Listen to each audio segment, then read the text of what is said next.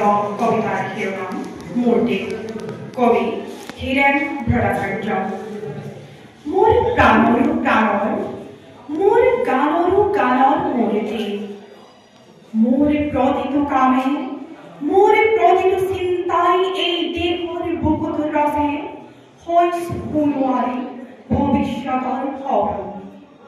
মোর জীবনের আগে আগে, মোর যৌবনের গুহে গুহে এই খবর কলর। দেখে দেখে দেখ আসে, এনে বহু দেখর অরঙে দরঙে মই ঘুরিছো। বহু বন্ধুর পথে হাতে হাতে হাত ধরে ঘুরিছো। কেতিয়াবা সাগর পার, কেতিয়াবা খেজুর তল, নতুবা পাহাড় তলের খন্তেক জিৰাইছো। বন্ধুৰ সতে প্ৰাণ খুলি প্ৰাণৰ কথা পাতিছো।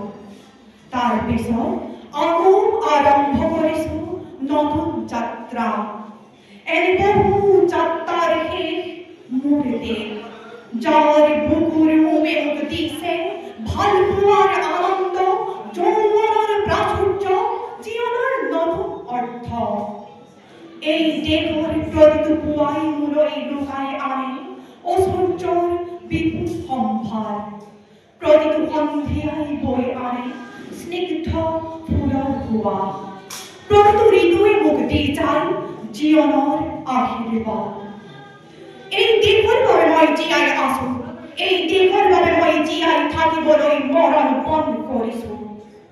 ৰণুৱা বনোৱা হালোৱা এই সকলোৰে মাজত মই আছো মোৰ দেশৰ বাবে। অনৈক্যৰ মাজত ঐক্য হৈ, বিৰোধৰ মাজত সংহতিৰ সম্ভাৱনা হৈ মই আছো। জীৱনে মৰণে শয়নে সপোনে এই দেশৰ আহ্বান মই কৰিছো। শত্ৰু মিত্ৰ সকলোকে মই চিনিছো, সিহঁতৰ অন্তৰ মই বিশ্বাস চিনিছো। শান্তিৰ চৰাই জুৰি আজৰি ভৰাই মই দিছো ভঁৰালৰ এমুঠি ধান, পৰাণৰ একোটি গান। আৰুতো মোৰ একো নাই। মোৰ দেশ, মোৰ কল্লোলিত সপোনৰ উত্তাল তৰংগই মোক লৈ যায় গভীৰৰ পৰা গভীৰ তললৈ, আদৰ্শৰ গভীৰ পৰ্বত মূললৈ। ধন্যবাদ।